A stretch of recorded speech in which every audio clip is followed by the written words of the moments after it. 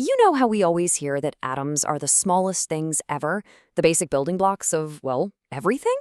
Well, what if I told you that inside every single one of those atoms is a whole other universe? It's true. So let's shrink ourselves down and dive right into the incredible world of the atom. Okay, before we get going, just a quick heads up.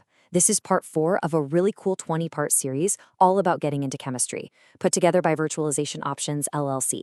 Today, we're zeroing in on what's inside the atom. All right, so think of me as your tour guide.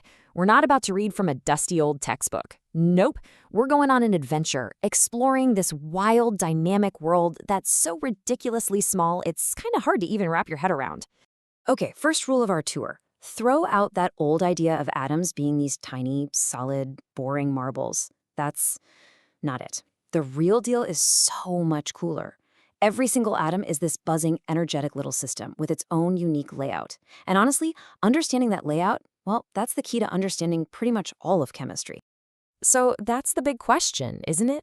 If it's not just a solid little ball, what in the world is actually in there? Let's go find out. First stop on our tour is right in the middle, the very heart of the atom. Scientists call it the nucleus.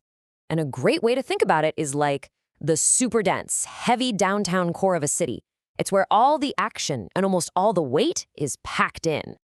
Yeah, right there in the center. Now, what's crazy is that the nucleus is tiny compared to the whole atom, but it's where pretty much all the mass is. And inside this tiny core, we're going to find 2 of the 3 little particles that make up the atom. Okay, so it's time to meet the residents of our atomic city. There are 3 main particles living and working in there. And trust me, each one has a super important job.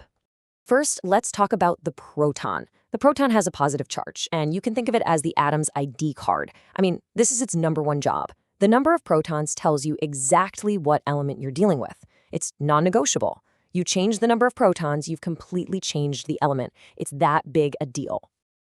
Okay, so hanging out in the nucleus, right next to the protons, are the neutrons. And just like the name sounds, they're neutral, no charge. So what do? Well, they add weight, for one, but their most important role? They act like superglue for the nucleus.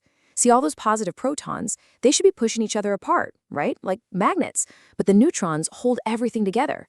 Without them, the nucleus would just, poof, fly apart. Okay, so here's a little twist. The number of protons for an element is set in stone, but the number of neutrons, that can change. And this gives us something really important called isotopes. They're basically just different flavors of the same element.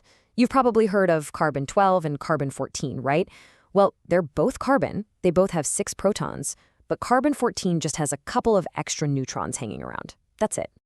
And that brings us to our 3rd and final particle, the electron. These guys are the complete opposite of the heavyweights in the nucleus. They're tiny, negatively charged, and they are just zipping around the nucleus like crazy. You could call them the social butterflies of the atom, because their job is, well, it's maybe the most exciting one of all.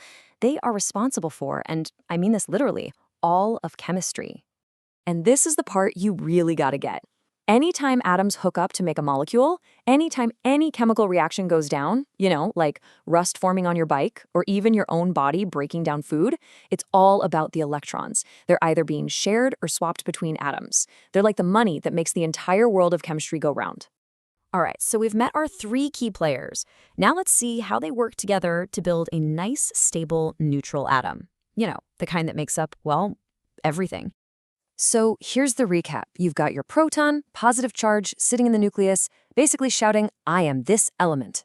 Then you have the neutron, no charge, also in the nucleus, just adding some weight and keeping things from flying apart. And then you have the electron, negative charge, buzzing all around the outside, making all the chemical connections happen. And here's the kicker. In a perfectly stable atom, the number of positive protons is exactly balanced by the number of negative electrons. It's a perfect harmony.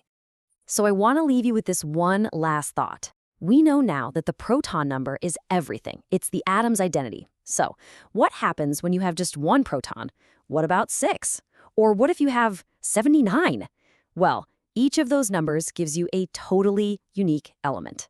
And that idea right there is the secret behind the entire periodic table of elements. But that's a story for next time.